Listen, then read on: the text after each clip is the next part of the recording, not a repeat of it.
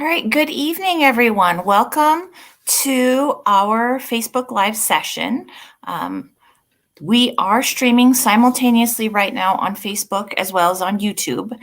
This session is being recorded, and it's going to be available to view both on the DCAGT and DCSD websites.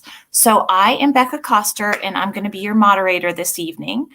Before we get started, I'm going to let you know a little bit about DCAGT. So DCAGT stands for the Douglas County Association for Gifted and Talented, and we are a 501c3 nonprofit organization. We are made up of all volunteers, so we have family members, educators, and community members, and we are an affiliate of the Colorado Association for Gifted and Talented. So we work to provide information and share resources with families about gifted students.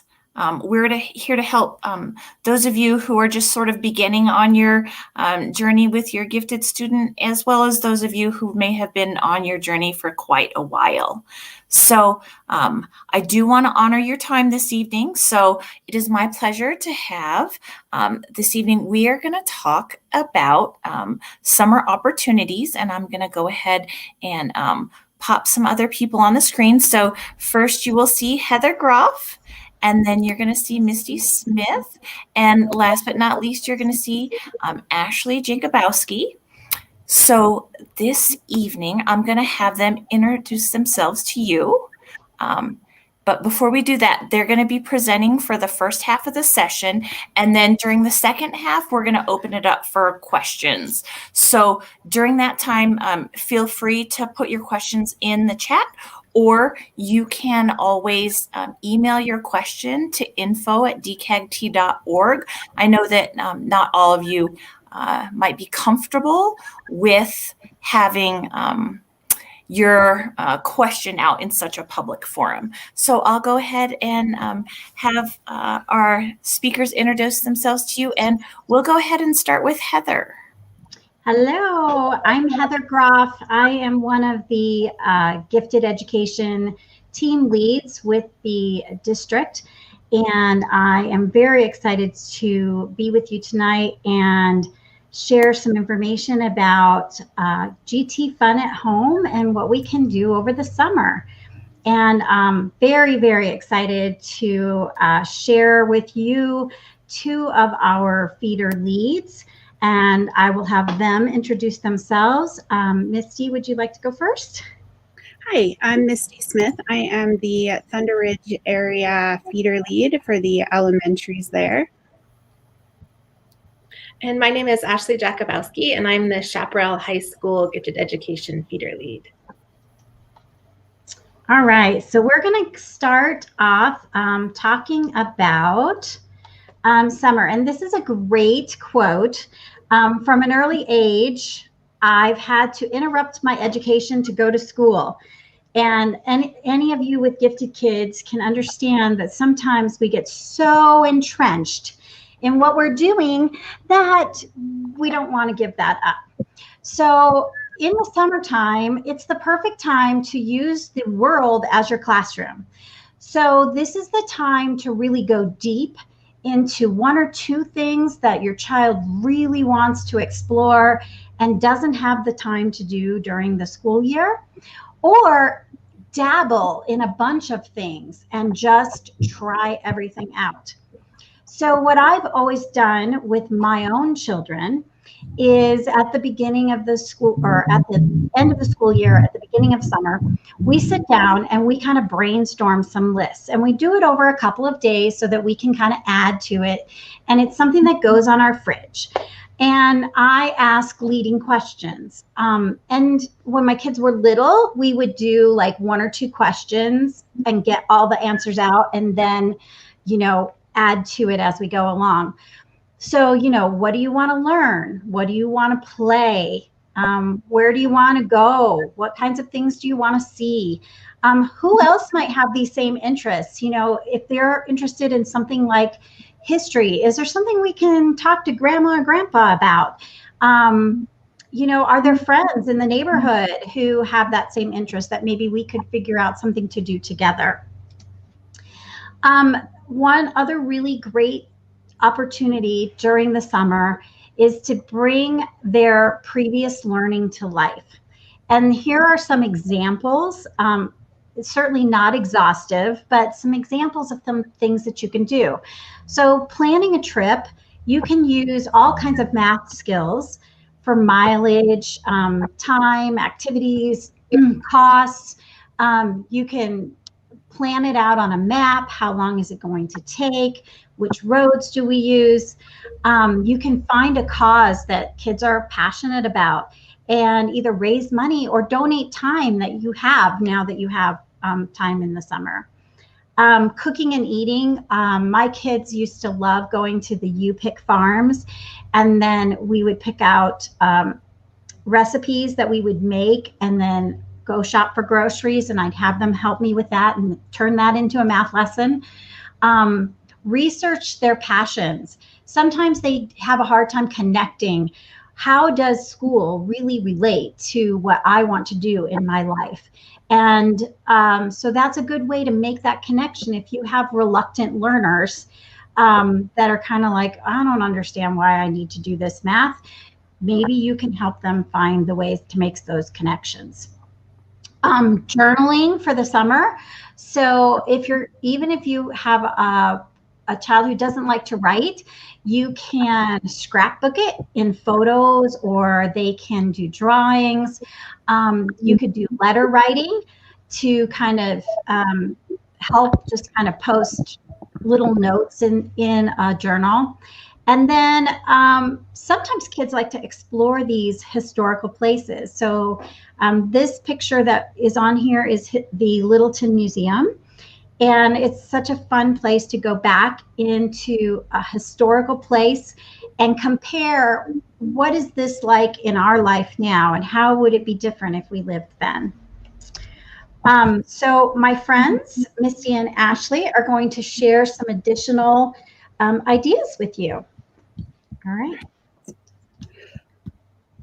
Pursuing passions and interests that relate to academics can be really exciting for kids. And we just really loved this image because I feel like this is the definition for summer, right? We don't know where we're going from here, but it definitely won't be boring. We are going on a journey this summer. So some great places to look for areas to start your journey might be on some of these links. Be sure to check out the presentation that I know Becca has put in the chat for you, because there are so many links in this presentation that you'll want to follow up on later.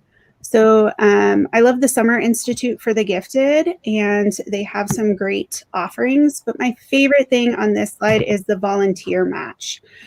You can filter by topic, age, skills, distance from you, help your kids find a cause that they're interested in and that they can volunteer for. And it really helps them grow overall and give back. And so many kids are interested in connecting with their community in that way. It's a great resource to help you find the perfect match. All right, some other resources near you. There's some great lists here, including places to take your kids in and around Denver. Some things that you might not have thought of that are offered that might not be something you would think of first. And now there's the opportunity to do that over the summer.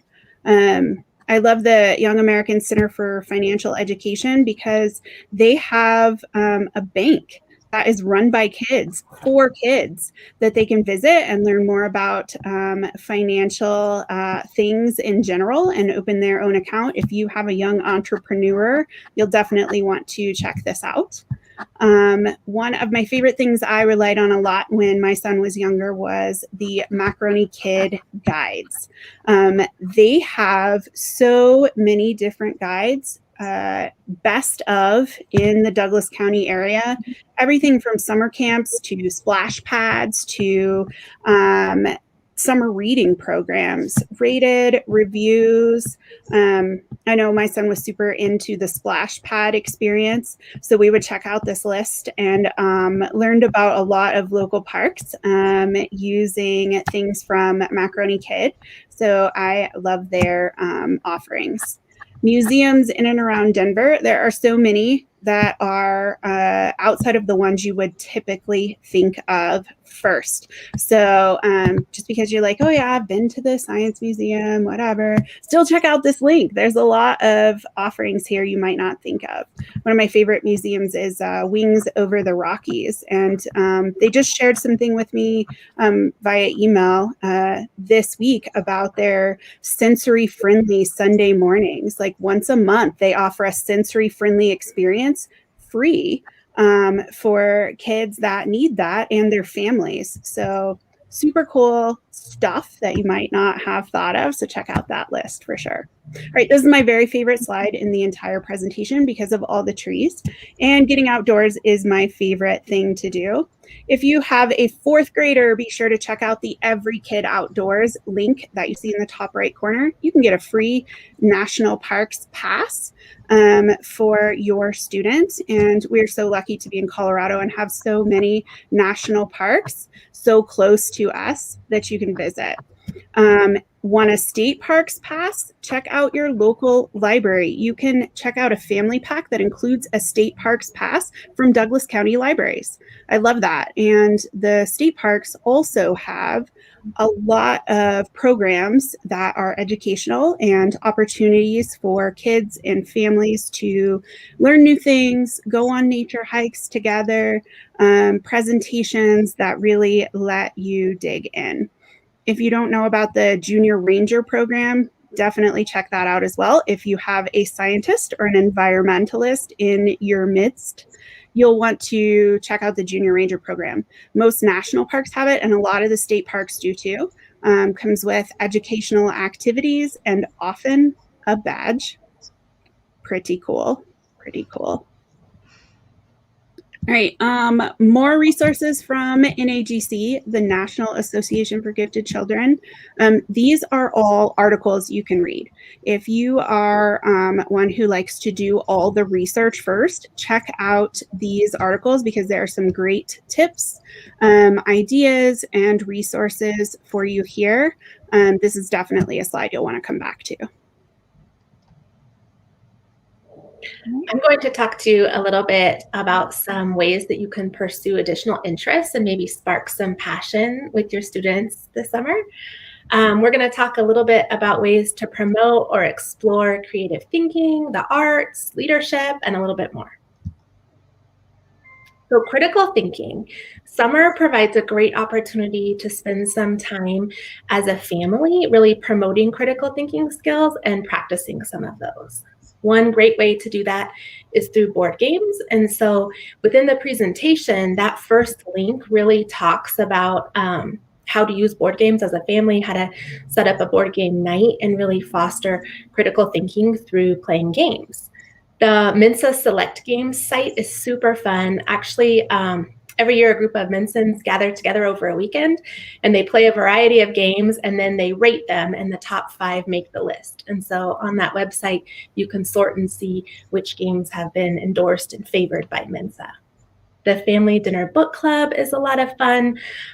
There's a list of great books centered around a variety of topics that are really good to talk about together, and they're great for all ages. So whether your kids are elementary aged or even into college and young adulthood, lots of great conversations.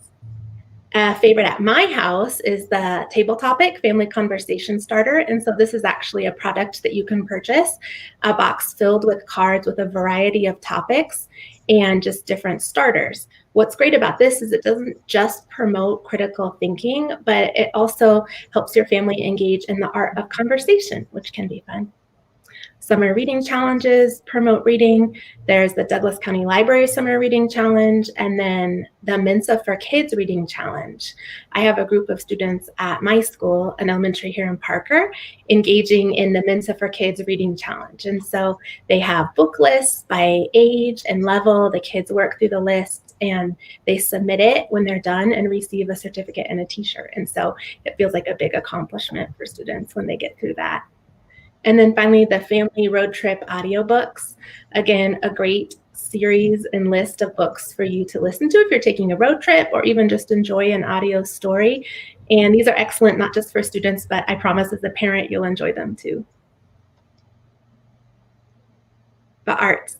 We know many of our students feel passionate about the arts or may be able to develop and cultivate some strengths and talents in the arts. And we have a variety of organizations here in our area to help you find some things to explore. The PACE Center offers a variety of educational programs and camp opportunities for students. The Denver Center for Performing Arts does as well. And the Denver Art Museum free resources is a great site to check out if you haven't before. Kids can take a look at art objects up close. And so even if you're not attending the museum, you can access a variety of things right from your living room and at no cost. There are even some museum web quests that are fun where students are taking scavenger hunts and looking at a variety of art pieces and engaging in conversation and thinking about the art. Lead the way. Many of our gifted and talented students are developing leaders. And so the things on this slide, these different opportunities for students of all ages, can help promote leadership skills. My favorite on this slide is the Colorado Youth Diversity Conference. It's the only program in this state where a conference centered upon diversity and inclusion is planned entirely by students, and their audience is students. And so that resonates with a lot of kids. It's a great opportunity for them to develop leadership skills and to promote them in their peers. Something else to think about with leadership, even if you're not engaging in a formal leadership opportunity this summer is a great time to think about how you can build up community service hours or plan for some of these bigger leadership opportunities for the following summer. So I encourage families to take a look at these and really plan how that might look for your student. Online and summer opportunities. This slide is really focused at providing a variety of camps for you to take a look at with your student. And so there are camps centered upon arts, leadership, all sorts of things here in the Denver area and actually across the country, depending upon whether or not you want to engage in something online or local. Back at the beginning of our presentation, Misty shared a slide with a number of articles and resources. Within that slide, there is one that gives parents a list of questions that you can ask yourself and your student to help you kind of hone in on a camp. There's so many opportunities out there that you're going to want to really investigate them and think about what's the perfect fit for you and what resources you want to spend as you consider some of these opportunities. Passion led us here. So please use summertime to help, cultivate some passions with your students. Right. And some of these opportunities, like the camps or the leadership pieces, have a financial price tag, right? So maybe this summer is the time to plan for attending these things next summer and start working on those entrepreneurial skills, like set up savings plan or a dog walking business or lawn mowing or whatever to help you pursue these passions that you want to that might have a financial piece, right? All right, some other unique opportunities are Camp Invention and Destination Imagination. A lot of times hosted by the school. I know Destination Imagination is having an in-person camp this summer that's going to take kids completely through the Destination Imagination process. So that is a super cool opportunity. It's the first time they're doing that kind of a camp. Avid for Adventure has outdoor camps, lets kids explore a lot of different types of outdoor activities. And I've always loved the social emotional component that they focus on with Avid for Adventure. They help the kids with confidence and feeling safe in the activities that they're doing. And if you have a reluctant outdoors person, Avid for Adventure camps can really help them to get more comfortable in the great outdoors. I love the offerings from Douglas County Libraries in a variety of areas. Their Camp DCL is fun. And the local recreation centers also have a lot of camps and classes, like cooking classes and dance classes and even language classes available to help your kids explore those opportunity areas as well. All right, now it is your turn. Add in the chat what opportunities outside of school have helped your kids thrive. Put it in the comments because we have missed things, I am sure. So what can you add that has helped your kids thrive outside of school or in the summer? What adventures do you go on or explore with your family that you could share with everyone? Drop that in the chat. And then, questions too. Drop your questions in the chat as well, because we would love to answer those as well as share your opportunities on the mass. Yeah, definitely. And if you're more comfortable, you are more than welcome to email your question to info@dcagt.org, and I will get your question there. Or your opportunity, right? You could send that. Yes. Yeah. Yes, definitely. You guys were talking about the Douglas County Library's summer reading challenge. Did you know there's one for adults too, and they have prizes for adults too? I do it every year because I love the prizes. I started doing it because I was like, oh, it'll be helpful if I'm a good role model for my child, which, is important.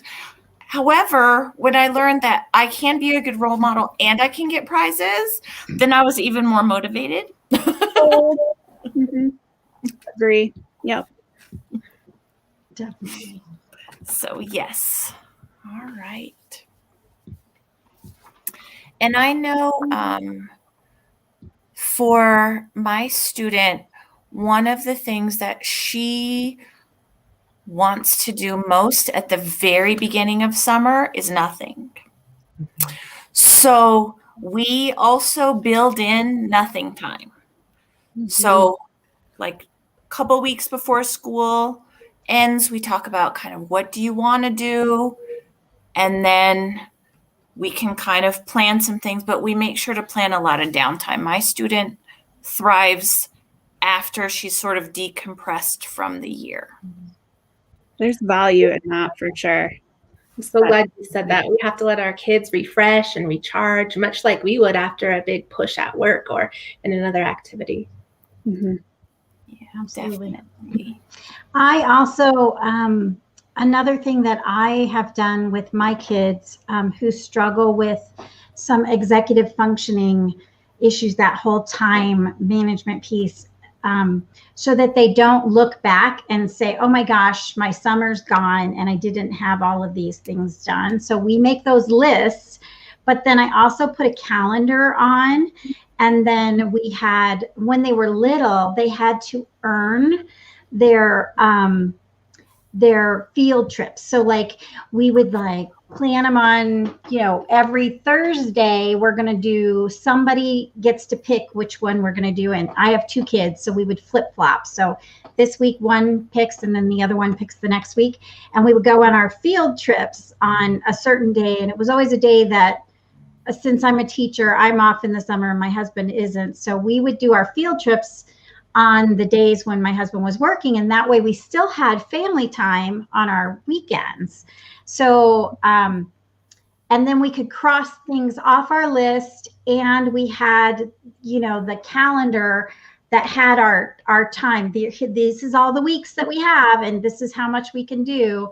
And that really helped my kids feel like at the end of the summer, when they saw the completed calendar and their lists all crossed off, that they got a really big sense of, wow, look at all this that I did over the summer. And it made them feel like they really had accomplished something, even though it's just having fun and relaxing, right? That's what a great model for planning, though, too. Like we were talking about being a good model for your kids. Like what a great model for planning for success and like long range planning and thinking about where things fit in life, right? Because life doesn't just mean that you get to do whatever you want whenever you want. And I don't know about you guys, but my 13-year-old really thinks that is what life means as an adult. So like some planning to help realize that that's not actually how adult life works. I feel like that helps too. Yeah, absolutely. We were talking about planning a trip at the beginning. We did a road trip a few years ago, and my son selected the in destination, the stops along the way, figured out where we would stay based on budget, how long we would be in each place, what we could see while we were there, examined the map, even like on my phone and digitally too, on the drive, found a detour that we needed to take because there was a town with the same name as him. And so like we had to visit that town, and he's like calculating how far out of the way it is and what we would have to like give up to make this like work. And so that flexibility piece as a parent too, being like, sure, like if that's where your priority is. And he still talks about that like road trip and that visit and that experience. So there's definitely value in that, I think, too. Oh, that's amazing. I love that. One of the things that we do when we go on trips is we stop at the rest stops. And if the rest stop has a map, like the paper map, so we get out the paper map, and then, instead of, are we there yet? How many more hours do we have to be in this car? We're like, oh, well, why don't you look at the map and tell us where the next like large town is? And, if we're driving this many miles an hour, like how long is that going to take? And so it sort of refocuses like are we there yet into something that's more interesting and more fun. I love paper maps so much. So do I. I do too. Yeah. I do too. I love audiobooks too.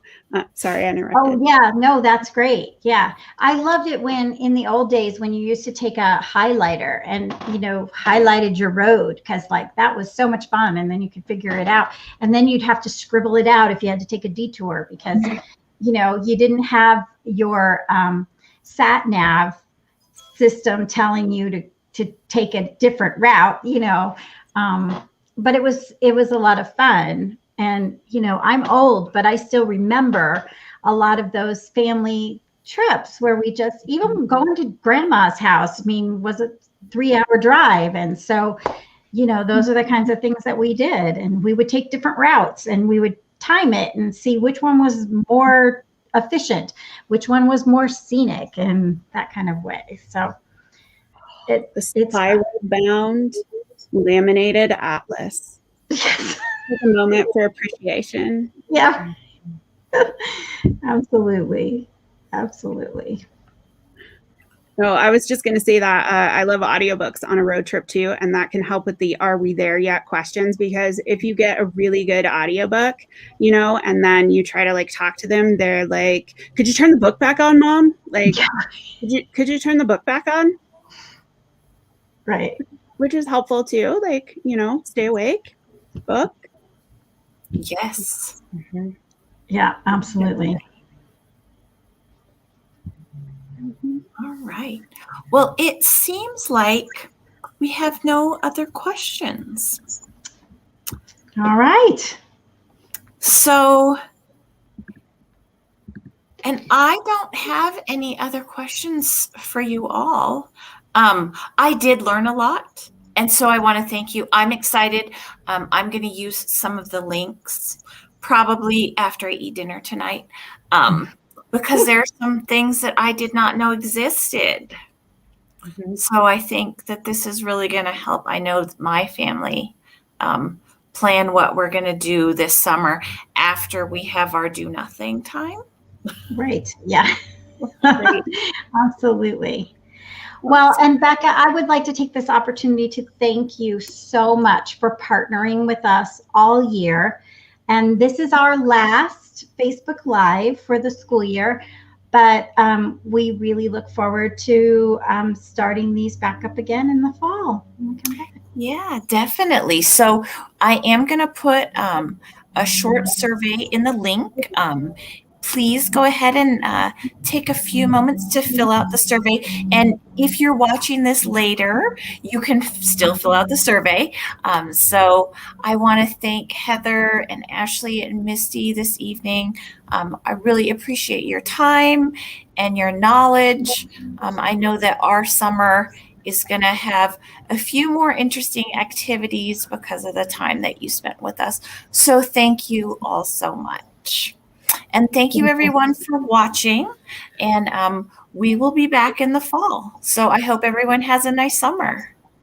Thanks so much. Bye. Bye-bye, everyone.